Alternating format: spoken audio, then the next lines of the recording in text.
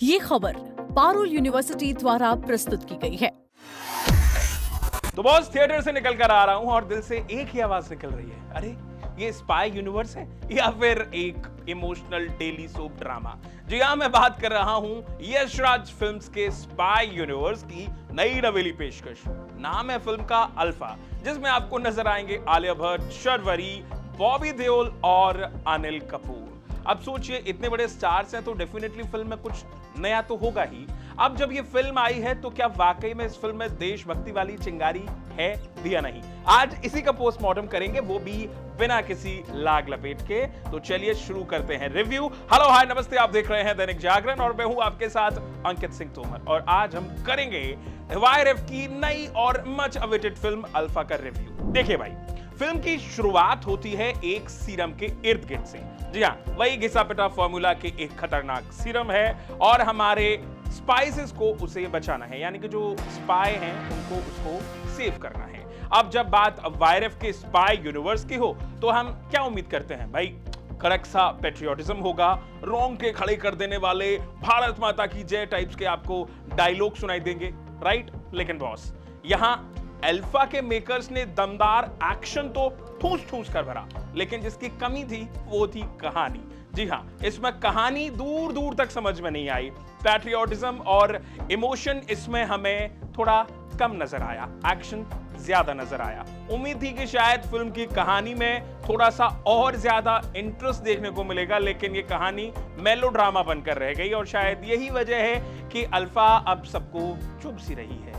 पहले आपको मैं कहानी बता देता हूं, उसके बाद हम कास्ट पर जाएंगे। कहानी की शुरुआत होती है 27 जुलाई 1999 में कारगिल युद्ध के अगले दिन से, जहां सेना के दो ऑफिसर कर्नल विक्रांत कौल यानी अनिल कपूर और फतेह सिंह लखावत यानी कि बॉबी देओल अपने साथियों की मौत का मातम मना रहे होते हैं। यहाँ पर फतेह अपने महत्वाकांक्षी मिशन अल्फा के बारे में खुलासा करता है और जिसके तहत सबसे तेज और जाबाज कमांडो तैयार किए जाएंगे। मिशन में जानलेवा खामी मिलने के बावजूद फतेह इसके बाद पीछे नहीं हटता है और एक डेमोक्रेटिक घटनाक्रम में विक्रांत की नई नवेली बच्ची यानी कि आलिया भट्ट को अपने मिशन के लिए गिनी पिग बना डालता है। यानी नन्ही बच्ची सीता जब बड़ी होती है तो फतेह को ही वो अपना बाबा समझ लेती है। अल्फा मिशन के तहत उसकी परवरिश एक शार्प कमांडो के तौर पर होती है। उसे वो सब कुछ आता है जो एक स्पाई को आना चाहिए। वो अपने बाबा के इशारों पर लोगों को मौत की नींद सुला देती है। लेकिन आखिरकार सीता को ये पता चलता है कि असल में रावण फतेह ही है। यही नहीं, उसे अपने असली पिता और उसकी जो सिस्टर होती है शर्वरी के बारे में भी पता चल जाता है। अब ये सीता अपनी जिंदगी के सबसे बड़े रावण यानी कि अपने पिता से कैसे बदला लेगी, यही इस फिल्म में कहानी में दिखाया गया है। लेकिन बॉस, यहाँ एक्शन भरपूर है, पर थोड़ा ठहरिए। इसका मतलब यह कतई नहीं है कि कहानी अच्छी है तो लड़कियों ने काम अच्छा नहीं किया है। भाई, आलिया भट्ट एक नंबर की एक्ट्रेस है, कमाल का एक्शन उन्होंने फिल्म में किया है। स्लिम ट्रिम फ्रेम में वो आपको नजर आएंगी, लेकिन जब वो मुक्का मारती है ना तो थिएटर में सीटी बज जाती है। और इसके साथ शर्वरी, भाई शर्वरी ने भी आलिया के कंधे से कंधा मिलाकर एक्टिंग की है और एक्शन कमाल का किया है। दोनों स्क्रीन पर बेहद स्टनिंग और पावरफुल लगती हैं। लेकिन इसमें जो नजर नहीं आता है वो है कहानी। अब बात करते हैं फिल्म के बाकी दो एक्टर्स यानी कि बॉबी देओल और अनिल कपूर की। भाई, ये दोनों जब भी स्क्रीन पर आते हैं तो इन दोनों का अलग ही स्वैग दिखता है। दोनों अपने किरदारों में अच्छे दिखते हैं, लेकिन यार बॉबी देओल की हरियाणवी और राजस्थानी एक्सेंट ने थोड़ा सा कंफ्यूज कर दिया है। मतलब समझ में नहीं आता कि ये एक्चुअली में राजस्थान से हैं या फिर हरियाणा से हैं। खैर, इसके बाद अब थोड़ी सी राइटिंग भी समझ ही लीजिए आप, जो पूरी तरीके से ढीली नजर आई। अगर राइटिंग पर काम किया गया होता तो शायद फिल्म और बेहतर बन सकती थी। फिल्म का फर्स्ट हाफ तो आपको जैसे तैसे सीट पर बांधे रखता है, लेकिन सेकेंड हाफ में भाई साहब गजब घोटाला हुआ है। कहानी इतनी प्रेडिक्टेबल लगती है कि आप खुद समझ जाएंगे कि पीछे वाला आपकी सीट पर अगर बैठा होगा तो कह दोगा कि आगे क्या होने वाला है।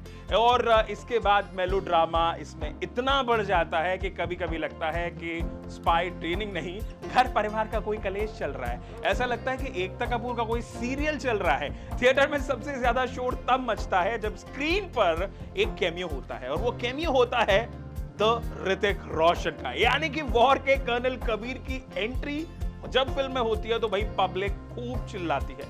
पर सवाल यह है कि आखिरकार कबीर का इस स्पाई यूनिवर्स में काम क्या था? खैर ये सब जो खिचड़ी कर दी, इसमें मुझे समझ में नहीं आ रहा है कि कबीर को आखिरकार मेकर्स ने क्यों डाला। तो भाई फाइनल वर्डिक्ट क्या है, अब आप इसके बारे में जान लीजिए। विशेष भट्ट का प्रोडक्शन है और नितिन कक्कड़ का टेक्निकल डायरेक्शन है जो काबिले तारीफ है। वीएफएक्स और सिनेमेटोग्राफी भी आपको फिल्म में अच्छी नजर आएगी। म्यूजिक भी ठीक ठाक ही है, लेकिन अगर आप पठान या वॉर जैसा हाई ऑक्टेन देशभक्ति वाला मजा लेना चाहते हैं तो आप थोड़ा खुद को ठंडा करके जाइए, क्योंकि यहाँ एक्शन कड़क है पर इमोशन पूरी तरह से गायब है। द रेलवे मैन जैसी दमदार वेब सीरीज को बना चुके डायरेक्टर शिव रवेल ने इसे डायरेक्ट किया है और उन्होंने एक्शन में पूरा जोर भी दिया है। वाकई में मानना पड़ेगा कि उन्होंने पूरी मेहनत की है, लेकिन उन्होंने हॉलीवुड जैसा एक्शन इसमें डाला तो सही, पर थोड़ा मसाला अगर कहानी में डाल देते या पटक देते तो मतलब मानिए स्वाद थोड़ा ज्यादा आ जाता।